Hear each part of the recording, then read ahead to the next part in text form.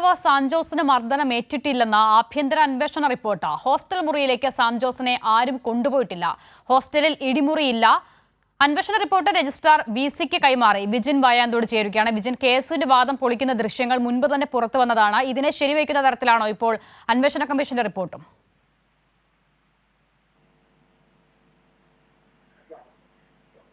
വിജിൻ വായാന്തോടുണ്ട്. വിജിൻ, പറഞ്ഞോളൂ.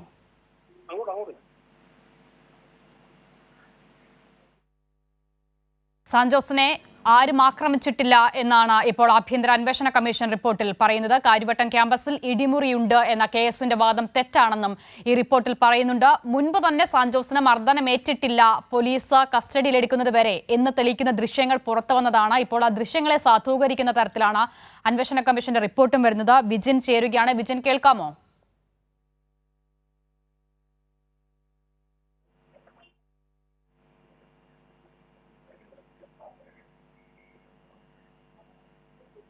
വിജിൻ, കേൾക്കാൻ സാധിക്കുന്നുണ്ടോ? തീർച്ചയായും കേൾക്കാം. എന്തായാലും ഈ ഇത്രയും ദിവസം നടന്ന വിവാദങ്ങളെ പൂർണ്ണമായും തിരസ്കരിക്കുന്ന നിലയിൽ KSU നേതാവ് സാൻജോസിനെ ക്രൂരമായി ഹോസ്റ്റൽ മുറിയിലെ ഇടിമുറിയിൽ വിളിച്ചു വരുത്തി വലിച്ചു കൊണ്ടുപോയി ആക്രമിച്ചു എന്ന ഈ KSU വാദവും അതുപോലെ തന്നെ പ്രതിപക്ഷ നേതാവിന്റെയും കോൺഗ്രസിന്റെയും വാദങ്ങൾ പൂർണ്ണമായും തള്ളുന്നതാണ് ഇപ്പോൾ ആഭ്യന്തര അന്വേഷണ റിപ്പോർട്ട് VCക്ക് സമർപ്പിച്ചിരിക്കുന്നത്. അതിൽ കൃത്യമായി പറയുന്നത് സാൻജോസിനെ ഇങ്ങനെ ഒരു മുറിയിലേക്ക് വലിച്ചിഴച്ച് കൊണ്ടുപോയിട്ടില്ല. ഈ കാര്യവട്ടം ക്യാമ്പസിലെ ഹോസ്റ്റലിൽ ഇങ്ങനെ ഒരു 121 നമ്പർ ഇടിമുറി എന്നായിരുന്നു പറഞ്ഞുകൊണ്ടിരുന്നത്.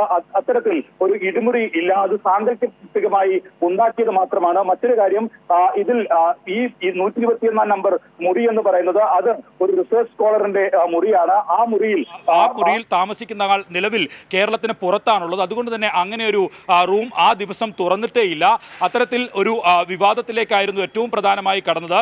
SFIക്ക് കേരളത്തിലെ ക്യാമ്പസുകളിൽ ഇടിമുറിയുണ്ടെന്ന വിവാദ പരാമർശവുമായി നിയമസഭയിൽ തന്നെ പ്രതിപക്ഷ നേതാവ് ഉൾപ്പെടെ നിലപാട് സ്വീകരിക്കുന്ന കാഴ്ചയൊക്കെ കണ്ടിരുന്നു. എന്നാൽ അത്തരത്തിലൊരു ഇടിമുറി ഇല്ല എന്ന കാര്യം വ്യക്തമാക്കുന്നു. ഒപ്പം തന്നെ ഈ സാൻജോസ് ക്യാമ്പസിലെ ഹോസ്റ്റലിലേക്ക് മറ്റൊരു ആളുമായി, പുറത്തുനിന്നുള്ള ഒരാളുമായി കടന്നു വന്നത് വിദ്യാർത്ഥികൾ ചോദ്യം ചെയ്തതിനു ശേഷം, SFI പ്രവർത്തകർ ചോദ്യം ചെയ്തതിനു ശേഷം ഈ തൊട്ടടുത്ത് ഉണ്ടായിരുന്ന KSU പ്രവർത്തകർ SFI പ്രവർത്തകരെ ആക്രമിക്കുകയായിരുന്നു. അതാണ് സംഘർഷത്തിന് തുടക്കം. സംഘർഷത്തിൽ ഇരു വിഭാഗങ്ങൾക്കും പരിക്ക് ഏറ്റിട്ടുണ്ട് എന്ന കാര്യവും VCക്ക് നൽകിയ റിപ്പോർട്ടിൽ പറയുന്നു. എന്തായാലും തുടർച്ചയായ ദിവസങ്ങളിൽ നിയമസഭയിലും മാധ്യമങ്ങളിലുമൊക്കെ വലിയ വിവാദമായ ഒരു വിഷയത്തിൽ അവർ സ്വീകരിച്ച നിലപാടിന് വിരുദ്ധമായിട്ടുള്ള ഒരു റിപ്പോർട്ട് ഇപ്പോൾ VCക്ക് സമർപ്പിച്ചിരിക്കുന്നു എന്നതാണ് ഏറ്റവും പ്രധാനപ്പെട്ട കാര്യം. അസിത, വിജിൻ, ഇതിലിപ്പോൾ സാൻജോസിനെ ഇടിമുറിയിൽ കൊണ്ടുപോയി മർദ്ദിച്ചു എന്നുള്ളതായിരുന്നു KSUവും കോൺഗ്രസും വലിയ തരത്തിൽ ഉയർത്തിയ ആരോപണം. അങ്ങനെയൊന്നും ഇല്ല എന്ന് പറയുമ്പോൾ ഈ സംഘർഷവുമായി ബന്ധപ്പെട്ട് പോലും SFI പറഞ്ഞ കാര്യങ്ങളാണ് ഏറെക്കുറെ വസ്തുതാപരമായി ചേർന്ന് നിൽക്കുന്നത് എന്ന അനുമാനത്തിലേക്ക് എത്തിച്ചേരേണ്ടി വരുമല്ലേ? തീർച്ചയായും അസിത, കഴിഞ്ഞ മണിക്കൂറുകളിൽ നമ്മൾ പുറത്തുവിട്ട ദൃശ്യങ്ങളിൽ നിന്ന് ഈ സാൻജോസിന് ഒരു മർദ്ദനവും ഏറ്റിട്ടില്ല എന്ന കാര്യം വ്യക്തമായിരുന്നു. പോലീസ് വാഹനത്തിൽ കയറുമ്പോഴും ഈ ഹോസ്റ്റലിന് പുറത്ത് നിൽക്കുന്ന ഘട്ടത്തിൽ എല്ലാം ഒരു തരത്തിലുള്ള മർദ്ദനവും ഏറ്റതായുള്ള പാടുകൾ പോലും സാൻജോസിനുണ്ടായിരുന്നില്ല. സാൻജോസിനെ മാരകമായി ഷൂസിട്ട കാലുകൊണ്ട് ചവിട്ടി, കഴുത്തിൽ ചവിട്ടി, ഒപ്പം ഗേറ്റിൽ പിടിച്ച് തള്ളി, തലയിടിച്ച് പൊളിച്ചു എന്നൊക്കെയായിരുന്നു ഈ KSUവും അതുപോലെ തന്നെ പ്രതിപക്ഷ നേതാക്കളുമൊക്കെ ആരോപിച്ചിരുന്നത്.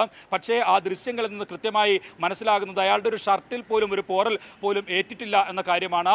അത് തന്നെ സാധൂകരിക്കുന്ന നിലയിലുള്ള റിപ്പോർട്ടാണ് ഇപ്പോൾ നിലവിൽ ഈ ആഭ്യന്തര അന്വേഷണ കമ്മീഷൻ VCക്ക് സമർപ്പിച്ചിരിക്കുന്നത്. രജിസ്ട്രാർക്കാണ് ആഭ്യന്തര അന്വേഷണ കമ്മീഷൻ റിപ്പോർട്ട് സമർപ്പിച്ചത്. രജിസ്ട്രാർ അത് VCക്കും ഇപ്പോൾ സമർപ്പിച്ചിരിക്കുന്നു.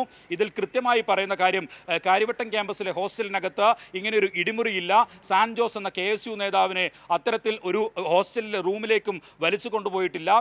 പുറത്തുനിന്ന് ഉള്ള ഒരാളുമായി സാൻജോസ് ഹോസ്റ്റലിലേക്ക് എത്തുകയും ഇത് നേരത്തെ തന്നെ പുറത്തുനിന്നുള്ള ആളുകൾക്ക് അങ്ങോട്ട് പ്രവേശനമില്ല എന്ന കാര്യത്തിൽ തീരുമാനമുണ്ടായിരുന്നു. കാരണം ഈ ക്യാമ്പസിലെ വനിതാ ഹോസ്റ്റലിൽ ഉൾപ്പെടെ രാത്രിയിൽ ആണുങ്ങൾ എത്തി പലതരത്തിലുള്ള പ്രശ്നങ്ങളും വിദ്യാർത്ഥികൾക്ക് ഉണ്ടാക്കുന്ന സാഹചര്യമുണ്ടായിരുന്നു. അതിൻ്റെ എല്ലാം അടിസ്ഥാനത്തിൽ DGPക്കും അതുപോലെ തന്നെ മറ്റ് പോലീസിലുമൊക്കെ നൽകിയ പരാതിയുടെ അടിസ്ഥാനത്തിൽ ഒരു തീരുമാനമെടുത്തത് പുറത്തുനിന്നുള്ള ആളുകൾക്ക് ക്യാമ്പസിലേക്ക് വരാൻ പാടില്ല എന്നുള്ളതായിരുന്നു. അതിൻ്റെ അടിസ്ഥാനത്തിലാണ് SFI പ്രവർത്തകർ പ്രവർത്തകർ പുറത്തുനിന്നുള്ള ഒരാളുമായി എത്തിയ സാൻജോസിനോട് ഇക്കാര്യത്തിൽ ചോദ്യം ചെയ്യുന്ന സാഹചര്യം ഉണ്ടായിരുന്നത്. അതിനിടയിലാണ് തൊട്ടടുത്ത് നിന്ന KSU പ്രവർത്തകർ പുതിയ വിദ്യാർത്ഥികളെ സ്വാഗതം ചെയ്യാനായി കൊടിതോരണങ്ങൾ കെട്ടിക്കൊണ്ടിരുന്ന KSU പ്രവർത്തകർ SFIക്ക് പാഞ്ഞെടുക്കുകയും അക്രമം നടത്തുകയും ചെയ്തത്. അതിനുശേഷമാണ് ഈ ഹോസ്റ്റലിന്റെ കോമ്പൗണ്ടിൽ വലിയ തരത്തിലുള്ള സംഘർഷത്തിലേക്ക് കാര്യങ്ങൾ എത്തിയത്.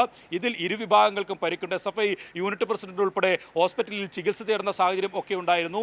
ഇങ്ങനെയാണ് കാര്യവട്ടം ക്യാമ്പസിൽ ഉണ്ടായ സംഭവങ്ങൾ എന്ന് കൃത്യമായി നിലവിൽ വിശദീകരിക്കുകയാണ് അന്വേഷണ കമ്മീഷൻ റിപ്പോർട്ട്. ഒപ്പം ശരി, വിജയൻ വായാന്തോടാണ് അന്വേഷണ കമ്മീഷൻ റിപ്പോർട്ടിന്റെ വിശദാംശങ്ങൾ പങ്കുവച്ചത്. കാര്യവട്ടം ക്യാമ്പസിൽ ഇടിമുറി ഉണ്ട് എന്നുള്ള ആക്ഷേപം അത് സാങ്കല്പികം മാത്രമെന്ന് പറയുന്നു അന്വേഷണ കമ്മീഷൻ റിപ്പോർട്ട്. ഒപ്പം തന്നെ സാൻജോസിന് ആ നിലയിൽ മർദ്ദനമേറ്റിട്ടില്ല എന്നുകൂടി പറയുന്നുണ്ട് ഈ റിപ്പോർട്ടിൽ.